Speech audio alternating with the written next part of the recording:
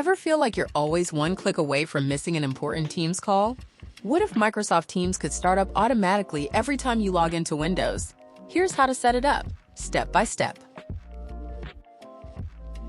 First, make sure Microsoft Teams is already installed on your computer. If it isn't, download it from the Microsoft website and sign in with your account.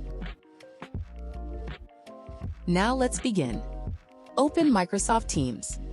As the app loads, picture our friendly 3D animated guide, ready to walk you through each screen. Find your profile icon in the upper right corner. Click on it. A menu appears. Select Settings. Inside the Settings window, look for the section labeled General. Click it. You'll see a list of options. Here, find the choice labeled Auto Start Application.